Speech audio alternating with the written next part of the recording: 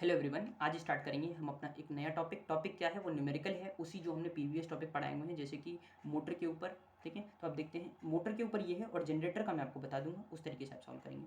तो DC shunt compound motor short, ये दिया हुआ है कि शॉर्ट शंट है, शॉर्ट मतलब ब्रैकेट में लिखा है तो ये शॉर्ट शंट हो गई।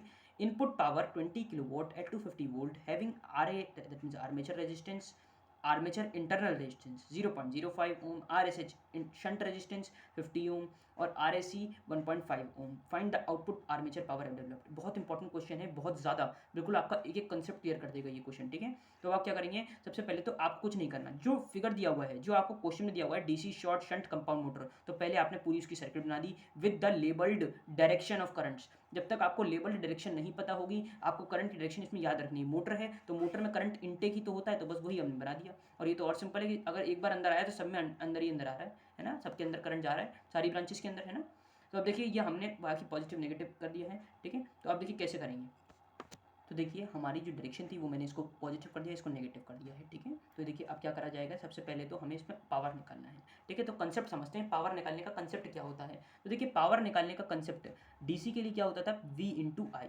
तो पहले मुझे V चाहिए होगा। अच्छा, V किसके अक्रॉस निकालना है ये भी तो देखो। Find the output armature power, मतलब इसके अक्रॉस जो पावर है, मतलब इसका EB आएगा, मतलब यहाँ तो EB आ जाएगा। अच्छा I क्या आएगा, अगर आप देख पा रहे हो तो I क्या आएगा, I आएगा, V तो EB हो गया क्योंकि ये हमारी बैटरी है, इसके अक्रॉस निकालना है आर्मेचर पावर डेवलप्ड। तो आर्मेचर की जो बैटरी है उसका हमने जनरेट किया, इसको इसका नाम दिया EB। तो EB इंटू आई, करंट करंट किसका होगा, करंट भी इसी का होगा, जो हो जाएगा IA। तो यहाँ पे IA मतलब हमें P के लिए क्या चाहिए, EB और IA चाहिए, तो EB निकालना है और IA निकालना है। तो देखिए पहला स्टेप क्या करेंगे हम, सबसे पहला स्टेप होता है, अभी हमें दोनों में से कुछ भी नहीं पता, लेकिन IA निकालने का एक हमारे पास सोल्यूशन क्या है कि इसमें अगर हम करंट की इक्वेशन देखें तो हमने सीखा था कि अगर मैं इस वाले पॉइंट को पकड़ूँ, इस वाले पॉइंट को अगर मैं इसको होल्ड करूँ, तो देखिए जो हमारा IA होगा, ठीक है, जो हम कहेंगे कि जो हमारा IAC है, जो हमारा IAC है कि इस वाले पॉइंट पे IAC इनसाइड आ रहा है, इनकमिंग करंट है, और IA और ISH इस पॉइंट से बाहर की तरफ आ रहे हैं। इस वाले पॉइंट से अगर मैं बात करूँ तो इस पॉइंट से IAC इनकमिंग करंट है, तो IAC equals to IA plus ISH हो जाएगा।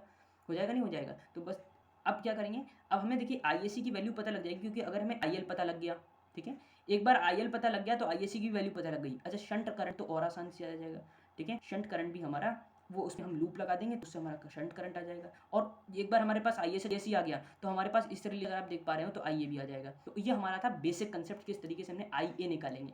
एक बार IA आ गया ना, फिर EB कैसे निकलेगा, इस वाले लूप में लगा देना KVL। तो पहले तो पूरे बड़े वाले में लगेगा और फिर इसमें लगेगा। तो ये पूरी प्रोसेस थी, और अब आंसर पे आते हैं, क्योंकि अब आपको ज़्यादा अच्छी तरीके से समझ में आएगा।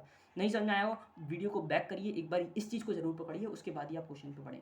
ठीक है, क्योंकि कंसेप्ट बिल्डअप करो कि कैसे सॉल्व करा गया है, कैसे क्या उसमें प्रोसीजर हुआ है। ठीक है, अब देखिए IL, तो पहले करंट इन लाइन करंट कितना है, देखिए ये जो है, ये मैंने इसको, ये IL है, ठीक है, इसको आप IL समझिएगा, ये डबल डायरेक्शन नहीं बनाना है। ठीक है, डायरेक्शन तो वही है। तो देखिए IL क्या हो जाएगा, power divide by VT, the voltage across the terminal across load. ठीक है, voltage terminal voltage across load. तो पावर की वैल्यू 20 किलोवाट दी हुई है, ये देखिए ये दी हुई 20 किलोवाट। 20 किलोवाट को मल्टीप्लाई करेंगे वाट इंटू 1000 तो वाट में कन्वर्ट हो जाएगा। तो देखिए 20 इंटू 10 की पावर 3 आ गया, डिवाइड हो गया VT से, VT की वैल्यू 250 है, ये देखिए 250 वोल्ट आ गया, इक्वल्स टू 80 एम्पियर। अब अकॉर्डिंग टू फिगर, हमें फिगर के अनुसार क्या मिल रहा है कि IL जो है वो IAC के बराबर है, अभी आपको बता ही दिया, तो वो फर्स्ट इक्वेशन है। सेकंड इक्वेशन भी देखिए अभी बताया कि इस पॉइंट पर IAC इनकमिंग है, IA ऊपर, IA बाहर की तरफ आ रहा है, IAC बाहर की तरफ आ रहा है, तो इससे ये इक्वेशन आ गई।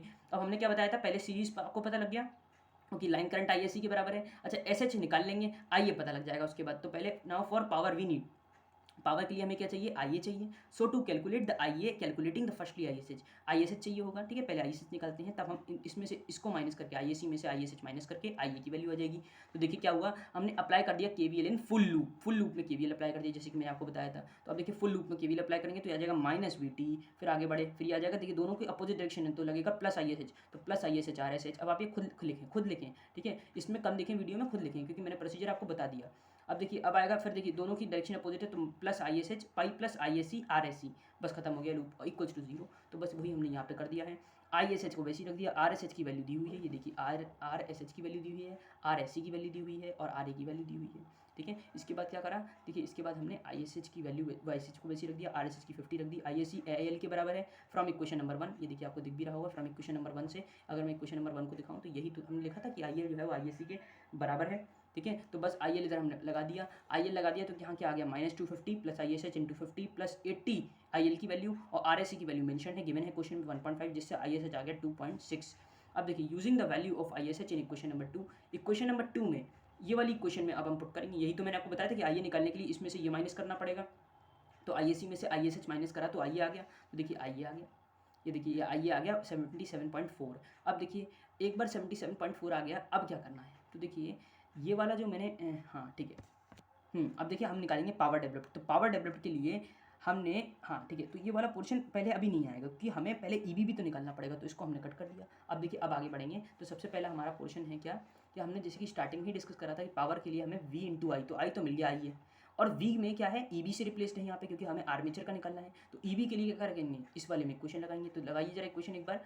तो यह बनेगा, अब देखिए मैंने नेक्स्ट पेज बना दिया फिगर की जिससे आपको डिफिकल्टी ना, और मैंने यहीं पे समझा दूंगा। तो देखिए इसमें लगाएंगे तो कैसे लगेंगे, हम देखिए खुद लिखेंगे इस इक्वेशन को। देखिए कैसे लिखा जाएगा वो बता रहे हैं हम आपको। तो ये लिखा जाएगा -VT, क्योंकि हम इस डायरेक्शन में चल रहे हैं तो हम इसको ऊपर लिखते हैं। सबसे पहले ये आएगा -VT प्लस EB, तो यहाँ पे आ जाएगा प्लस EB। आगे बढ़ते हैं तो देखिए दोनों की डायरेक्शन अपोजिट हो गई, तो हमारा लग जाएगा प्लस IARA, ठीक है। फिर आगे चले तो देखिए प्लस IAC RSC, और फिर ऊपर करें तो बस अब खत्म हो गई, यहाँ पे सर्किट खत्म हो गई, इक्वल्स टू 0 रख देंगे तो इक्वल्स टू 0 आ गया। आपको ये दिख गया होगा। अब देखिए हमें EB निकालना है, तो EB को यहीं पकड़ रही है, बाकी सबको उधर भेज दीजिए। VT हो जाएगा पॉजिटिव में, ये उधर जाके नेगेटिव में हो जाएगा, ये उधर जाके नेगेटिव में। तो ये देखिए वही पूरी क्वेश्चन आ गई, EB equals to VT minus IAC RSC। अब IAC की वैल्यू पता है, RSC की पता है, IA की अभी निकाली है, RA की मेंशन है क्वेश्चन में, तो बस, और VT की वैल्यू तो दी हुई है, तो EB निकाल लिया 126.3। अब पावर डेवलप्ड कैसे करेंगे, अब निकालेंगे EB, जो मैंने पहले लिख दिया था वो गलती से लिख दिया, तो अब पावर निकालेंगे, power developed equals to EB into IA, तो जिसे मैंने अभी काटा था वो, ठीक है। तो अब वो पोर्शन आया, तो EB की वैल्यू हमें मिल गई, IA की वैल्यू मिल गई, तो ये हमारी पावर डेवलप होगी, पावर जो हो जाएगी 9.762 किलोवाट इस क्वेश्चन के लिए, ठीक है।